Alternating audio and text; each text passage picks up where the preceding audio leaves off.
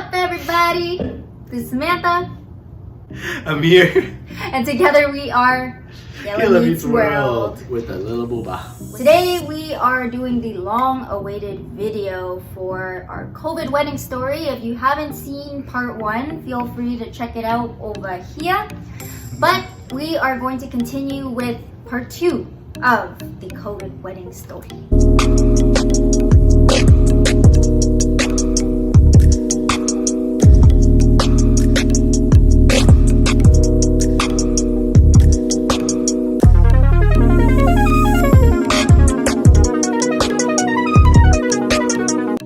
Alright, so we basically left off at the engagement, which was 2020 of last year. 2020, which was last year at the time of filming this video. So right after we got engaged, we focused on the big 3 essentially, because there's a lot of, when you're planning a wedding, there's so much to do, it's so overwhelming.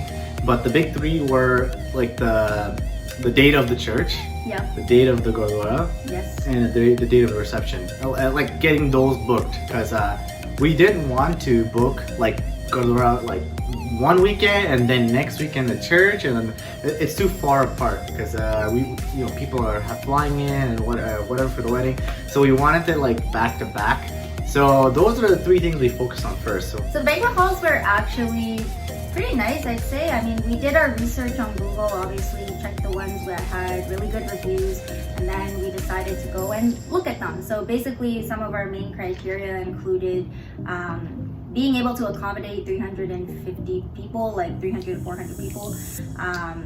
We wanted to make sure that the venue was aesthetically pleasing, of course, and we also wanted to get the best possible price. Actually, the very first one that we went to was really nice. It was very grand and everything seemed to check off the list, but then the price wasn't right. So we had to explore quite a few options, and we actually learned quite a bit as we were going through, the venue shopping, because we would start to say, okay, we have to make sure that the venue has our date. We have to make sure that the venue is able to accommodate our people. Like stuff like this is kind of like giving us that team building skills, I guess, so that we can get prepared for marriage. And then I guess wedding planning is a very big part of making sure that you are a good couple in the future, because if you can't plan a wedding, then you cannot plan life. So as we were looking around, we basically got like 3 dates and we were confirmed, but we were doing a little bit of back and forth, like we didn't know what we wanted, wasted a little bit of time with the back and forth. But when we did get the first 3 dates, so we booked the church, we booked the gurdwara, and we booked the reception. We finally found one, and after that it was a little bit easier because now we can work around. All right, so now we get a photographer. Our photographer is pretty good. Yeah, on these studios, you can check him out. He's in Toronto. Yeah, like photographer, decor. I mean, you know more of decor. I went with you with a few, but you ended up taking the lead on that. Yeah. Any remarks about decor? So basically, I had a list of decor people that I wanted to go with, and the key for this is that you want to make sure that your decor person is also your florist. Like, you want to just have them 2 in 1, basically, so that you don't need to deal with 2 separate people.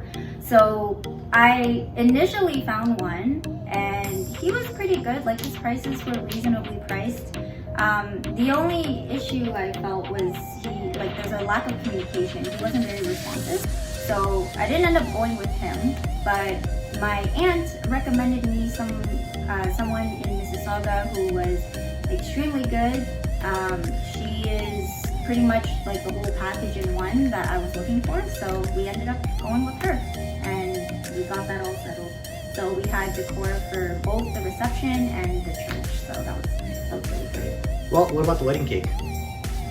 Oh, wedding cake. So I actually just ended up going with a local baker who was literally like within my neighborhood, actually. 25-minute drive. Like 25 minutes, but she was like in the same 20 kilometers at least, I think.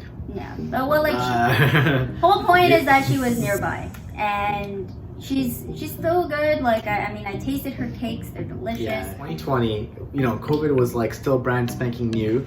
Yeah, lockdowns are happening. Well, we thought like, okay, by next year it should be okay. Like And fast forward next year, we're still in a lockdown. Like, so how did the wedding cards go? Okay, so the wedding cards, it's funny because I wanted to initially do it from overseas. So I was looking into getting the printing done back in Vietnam for myself. And I think your family was looking into like India. But again, because of COVID, overseas shipping, like all the complications with payment, like some reason we had to do like bank transfer, like things like that, kind of presented difficulty to do it overseas. And so I think both of us ended up just doing it on Vistaprint. So we actually designed the cards on Vistaprint. It was really easy, very convenient. I guess that's the benefit of technology these days, you know? Anyway, so we did our cards on Vistaprint and we got them pretty much printed out. I got them printed out first and I was actually giving him a hard time for not printing. Then for 2 weeks straight, I did not hear anything about where's the cards, where's the cards, where's the cards. So basically my point of view is that our thing, we don't know who to invite, how many to print. My family was like, didn't know either. So basically after we had the key things booked, then we were doing it a little bit slowly because we have like basically our engagement is 1 full year. I think within the first month we had the bookings done. Yeah. So after that we like slowly got a photographer, slowly put deposit on that and the cake and the Bhangra team and the tour guy. Yeah. Oh, I guess one key thing we forgot to talk about is the head count. Head count was, we needed to know a head count so we can book a place that will suffice that amount of people coming in. Yeah. It's funny because obviously Punjabi wedding, you know, they throw in as many people you can, you know, like you invite your neighbors, you invite people from back home, you invite people you maybe saw once and you don't even know that, like you invite everyone, I don't know why. So I think we were supposed to be like 350 to 400. With COVID, then it dropped to 50. Then we're like, okay, we can maybe do 50 to 100 and be okay. Then today with the lockdown, it's 10. So leading up to the last month to the wedding, we're still not married. We're how many days away? 10 days away at time of filming. By the time it's launched, maybe we're already married. Anyways, so leading up to like the last month, there was a lockdown. Even a little bit before that, or the entire thing, we had to decide on who to keep because the guest count started high and it started getting lower and lower and lower. So no, we had to like toss away people. I mean, unfortunately, no harsh feelings, but we have to cut the head count as much as we can. I mean, down to 100 was one, then down to 50, then finally down to 10. Now you're cutting out like immediate family and it's hard to pick someone out. You know, let's say you have like, you know, big family, which not for us, but like for others, like which brother do you not bring? You know, like that's a big thing. Or which sister do you not bring to your own wedding? It's a big thing. So. And the thing about these restrictions, when we're considering the guest count, like when they say that it's 10, 50, 100, like it actually includes those who are involved in the ceremony. So like for example, when we're in church or in the Gurdwara, right, the people, the minister or the priest, I don't know what the person in the temple is called, is it the guru? Those people also count in the head count, right? And then you have to take into consideration like the photographers, like how many photographers are you having in the venue? Those are also included in the head count. So it just makes planning with how many guests and how many people you want to come like that much more difficult.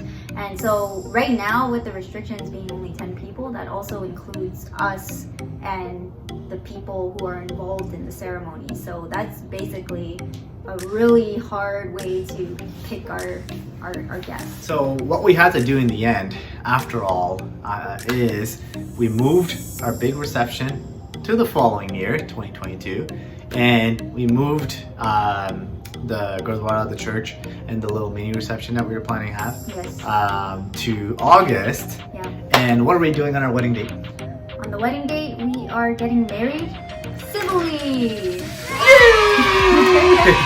So we decided that, you know, between Amir and I, we already knew that we really wanted to get married and move on to the next step of our lives, and you know, in order for us to really move forward, we really wanted to get to that stage. And so with COVID happening and all these unforeseen circumstances, like we didn't want that to get in the way of what we had promised each other already.